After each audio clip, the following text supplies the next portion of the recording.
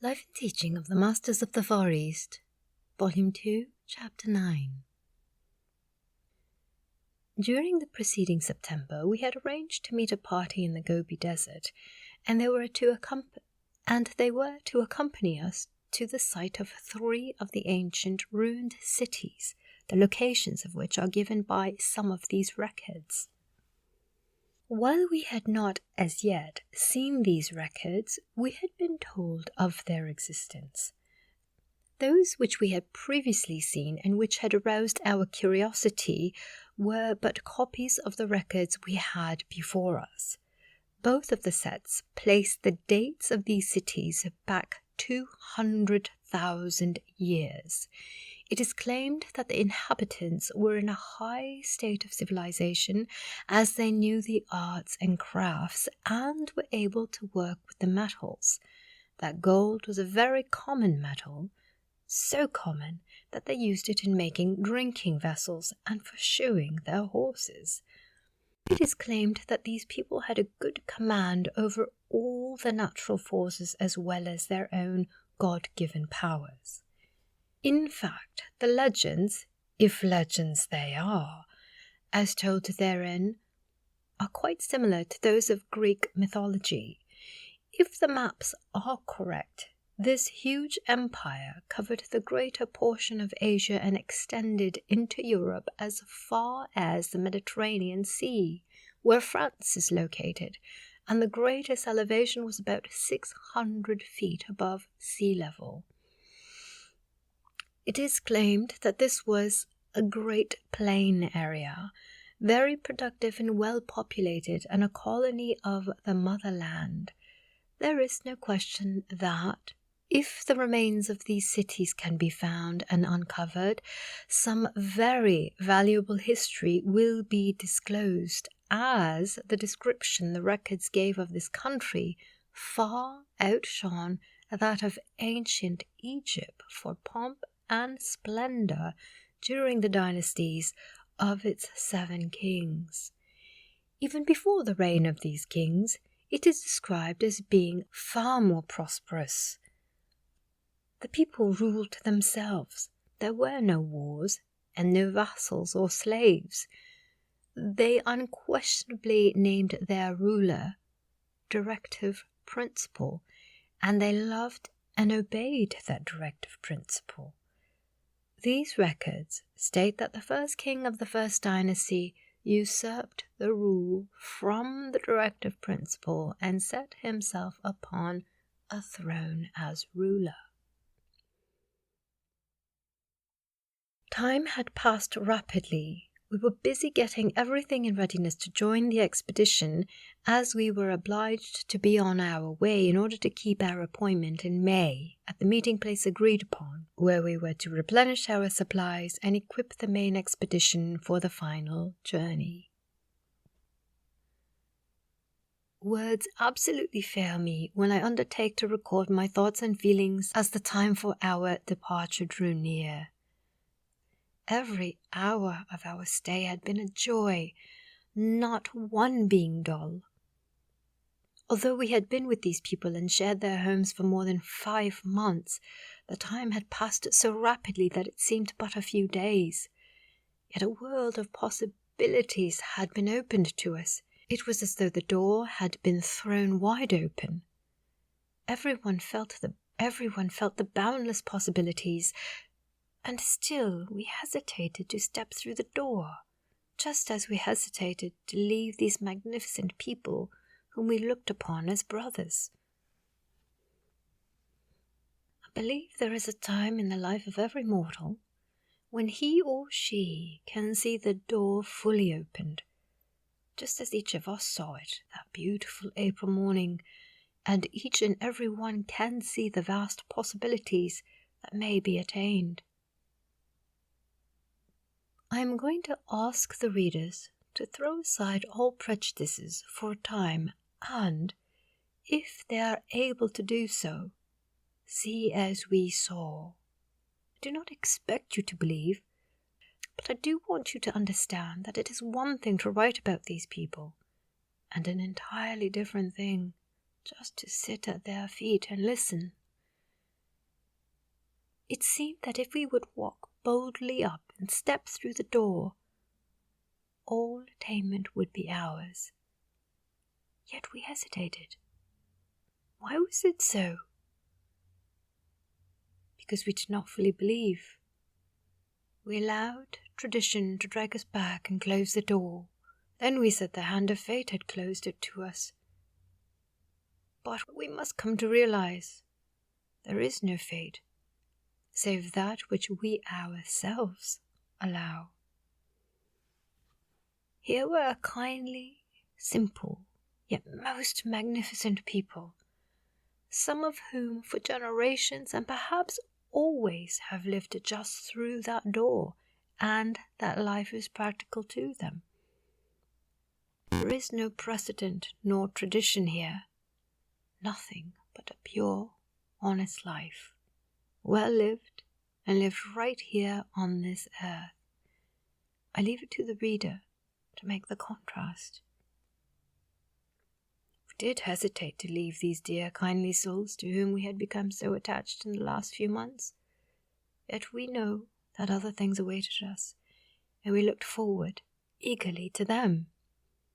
We bade our friends goodbye that beautiful April morning with cordial handshakes and salutations, amid hearty invitations to come again. With a final goodbye and Godspeed, our faces were turned northward, this time actually to cross the great Gobi, with its tales of terrible hardships as dim visions in our imaginations. But we were unafraid, for Emil and Jost were again with us, and Ch9 in Nepro's place. To us, who had visited many lands as the company swung along the trail, it was but a part of the day's work. Everyone in our little band was glad to be there. Not one but recognized that a new world had begun to open and unfold. All recognized the remoteness of the country and the hazards of an ordinary trip of this nature. Yet there was that irresistible urge to go on. With the absolute confidence we had in our great friends, all fear or thought of inconvenience for self was thrown to the winds, and we entered into the zest of the thing with the enthusiasm of schoolboys. We were accustomed to the remote places of earth, but never had we experienced a country so remote, yet one where we could travel with freedom and ease that we were experiencing here. Do you wonder that we were infatuated with the country and our benefactors? We felt that we could go right on north until we had negotiated the polar regions and conquered them. We had not gone far when one of our party remarked, "If we could travel as those fellows can, this part would be easy. Just because we cannot travel as they do, they plod along with us." All went well until the evening of the 7th day out. At about 5 o'clock that afternoon, we were just emerging from a deep ravine, which we had followed down in order to gain access to the more open country below, when one of our party called out that there were horsemen in the distance. We turned our glasses upon them and counted 27 horsemen who seemed to be fully armed. We reported this to Jost, and he said they probably were one of the roving bands that infest the country. We asked if they were bandit bands, and he said that he suspected they were, as they did not appear to be tending any flocks. We left the trail and proceeded to a clump of trees and made camp for the night. While the camp was being prepared, 2 of our party crossed the stream near which we were camping and climbed to the top of the ridge that would give them an outlook over the rolling country. When they had gained the summit, they stopped and, placing their field glasses to their eyes, stood for a moment, then turned and hurried toward the camp. As soon as they came within hailing distance, they reported that the party of horsemen was not over 3 miles away and was riding toward our camp. At this time, someone remarked that he believed it was going to storm. We looked, and, sure enough, there was a heavy bank of clouds gathering in the northwest, and fog was drifting in from every direction. We became very uneasy as we could now see the band of horsemen through the approaching storm, coming down a rolling slope directly toward our camp. We were very much disturbed about the appearance of this band. Although there were 32 in our party, we did not have a firearm of any description. At that moment the storm broke upon us with all the fury of a blizzard. For a few moments the wind lashed and roared and drove the fine particles of snow around us with the fury of a 70-mile gale, and it looked as if we would be obliged to move our camp to escape the falling limbs that were being broken from the trees by the storm. Then everything became calm where we were, and we thought for a moment that it had only been a squall, such as often happens in that country, and that it would soon blow over. Since there was a dim half-light which enabled us to see, we turned to and set the camp in order. We were occupied with this work for about half an hour and had not given any thought to either the storm or the supposed bandits who had caused so much uneasiness a short time before. As we stopped a moment for breath, our chief walked to the entrance of the tent and looked out, then turned and said, "The storm seems to be raging a short distance away, but where we are, there is scarcely a breath of air stirring. Just look, the tents and the trees around are hardly moving, and the air seems warm and balmy." A number of our party followed him outside, and we stood for a moment wondering. While we had been in the tent and occupied, we had been half conscious of the noise the storm was making, but we supposed it had blown over and was travelling up the ravine, as some of the storms in that country come on like a cyclone and travel for miles before they expand their fury, and after they have passed, there is a dead calm. This was not the case here. The blizzard was raging with all its fury within 100 feet of us, but where we stood the air was still and warm. Our former experience had been that the cold was intense and pierced one through and through, while the wind drove the icy needle-like particles of snow around and along with its blinding fury until one was nearly suffocated. Suddenly, the circle lightened up as if by magic. As we stood wondering, we thought we heard shouts of men above the din of the storm. Supper was announced. We went in and sat down. While we were eating, one of the party wondered what had become of the horsemen we had seen descending the slope. Another said, "We thought we had heard shouts while we were outside, and wondered if we could not be of some assistance in case they were lost in the blizzard." Just stated that these men belonged to one of the most notorious bands of bandits which roamed the nearby country. He added that they did nothing but rob and plunder villages and drive off the herds of sheep and goats. After supper, during a lull in the storm, we could hear shouting and the lunging and snorting of horses, sounding as though they would break from control. Although they seemed but a short distance away, we could now see them. So dark and dense was the snow that was whirled along by the wind, neither could we see any sign of a campfire. In a few moments Emil rose and said he would invite them to our camp. Unless they were well prepared, it would be impossible for man or beast to survive the storm until morning, as the cold was growing intense outside. As he was preparing to leave the tent, 2 of our party asked to be permitted to accompany him. Emil seemed pleased. He accepted, and they disappeared in the storm.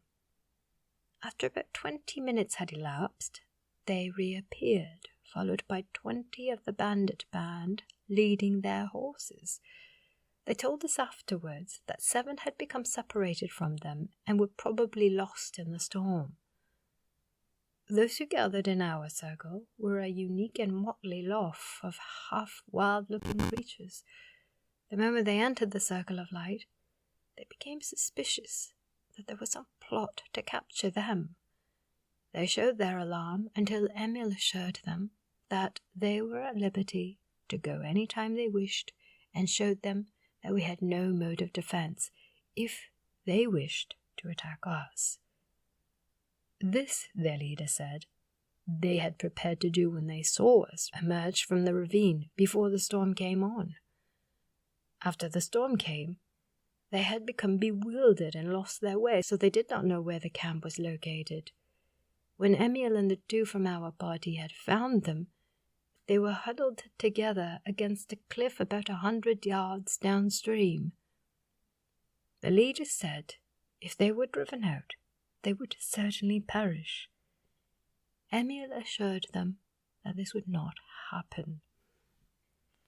They made their horses secure for the night among the trees, then gathered in a group by themselves, sat down, and began eating dried goat meat and yak butter, which they had taken from their saddle pouches.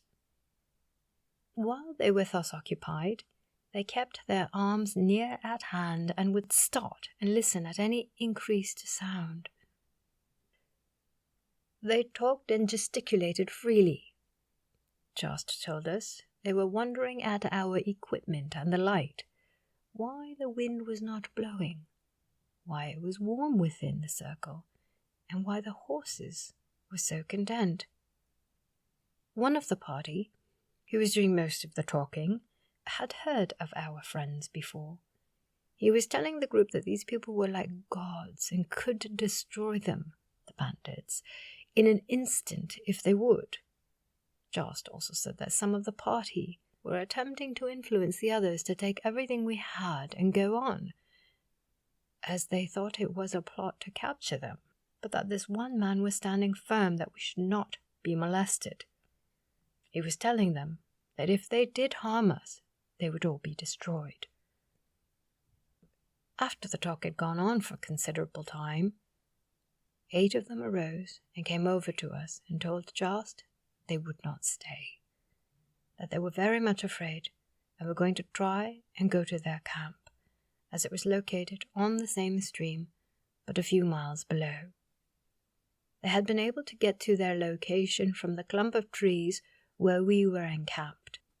Then they mounted their horses and rode away downstream. In about 20 minutes, they all returned, saying the snow had fallen so deep their horses could not travel and face the storm, which was the heaviest they had experienced for so many years. Then they began making themselves comfortable for the night. One of our party said, "Well, I suppose they will be more comfortable here, even if they are afraid, than they would be out in the storm." Jost turned to us and said, "The Father's house is where you are abiding. If you are within that house and do there abide, you are in glad spirit of the Father. Of what avail is the warmth and cheer that abides within the house if you are not of the house, or know not the warmth and cheer that abides therein? You may invite those that remain just without, and they will not enter, for they know not where you abide. These dear ones here, while they feel the warmth, will not come nearer, for the reason that they have always preyed upon their fellow men, and they cannot understand that those same men whom they have looked upon as legitimate prey should befriend them without some reason for doing so, especially as they do not belong to their band. They do not know that within the snow or cold or heaviest storm the Father abides, and that those who make his home their home and therein abide cannot be harmed by storm or wind or tide, It is only when you are out of contact with God that the winds, the storms, and the tides sweep over you. It is when one can stand steadfastly and unwaveringly with his eyes fixed directly on God, knowing and seeing no other, that he can accomplish what you now see. Our thought is, I stand steadfastly with my eyes fixed on you, O Father, knowing naught but you, Father, and I see naught but God in all things. I stand firmly on the holy mount, knowing naught but your love, life, and wisdom. Your divine spirit pervades me always. It surrounds me and abounds within and without me always. I know, Father, that this is not for me alone, but it is for all thy children. I know, Father, that I have not but that which they have, and there is not but God for all. I thank thee, Father. The real peace may be found even in the heart of the storm, but deep in the heart of the man who has found himself is the true calm. On the contrary, man may be in the remote wilderness alone, with the twilight and the vast silence of nature, and yet be torn by the winds of passion or shaken by the thunders of fear. Nature, carelessly observed, seems to have given brute strength, greed, and capacity for shedding weaker animals' blood an incomparable advantage. But notice the following simple facts that few have thought about. There are more lambs in the world than lions. That is not an accident. Nature is not a blind, blundering thing. Nature is God at work, and God neither wastes material, nor does he blunder in his buildings. Does it not strike you as a strange thing that in the melting pot of nature's primal forces, the lion had not eaten up the lamb before man appeared upon the scene? The lamb has literally whipped the lion in the struggle for existence. Nor is it man's siding with the lamb against the lion that explains the result. In all probability, man began his career of slaughter by killing the docile first. It is certain that he kills more lambs than lions. It is not man, but nature that pronounces the condemnation of lions' kin. Reflect a moment, and you will see that nature cannot give distinctive strength in opposite directions to the same animal. The lion is a great fighter, but a slow breeder. All the strength of his fine body goes to fighting form. Having young is detrimental and becomes the incident of his life. The lamb, on the other hand, is not a fighter, therefore is weak. The lamb spends no energy in fighting, and accordingly is a better breeder. Nature acknowledges that in creating the lion she made a mistake. She is correcting that mistake. There are no exceptions to the sentence of extinction pronounced by nature's immutable law against all beings of the preying kind. Nature rules according to an eternal equity, and, by the very law of the universe, the fighter fights a losing battle, always has, and always will, whether he be the animal or the animal man, in the forest or in the city, now and forever. The lion loses. He loses when he wins. He dies when he kills. He is, by the very nature of things, eating his own kind when he rends the warm flesh of the lamb he tore from the flock. When the first lion struck his prey with his mighty paw and growled through his bloody chops the delight he felt, he was singing, not the death of the helpless that he was eating, but the funeral hymn of his own kind. Savagery is a poor rallying point. Lions do not herd.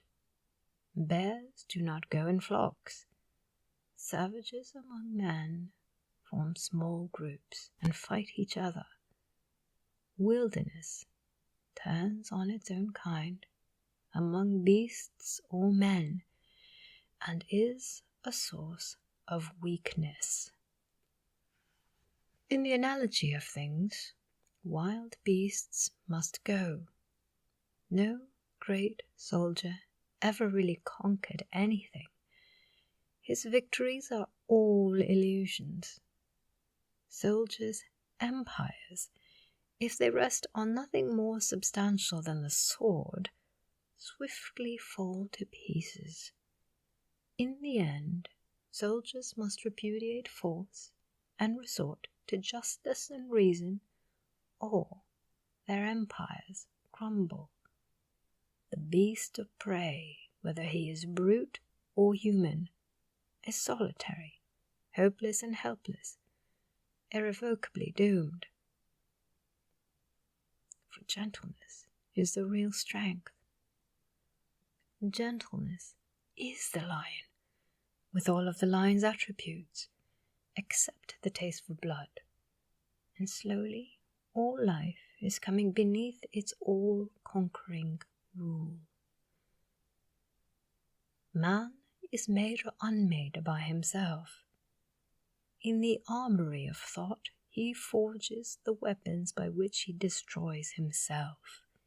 He also fashions the tools with which he builds for himself heavenly mansions of joy, strength, and peace. By the right choice and true application of thought, man ascends to the divine perfection.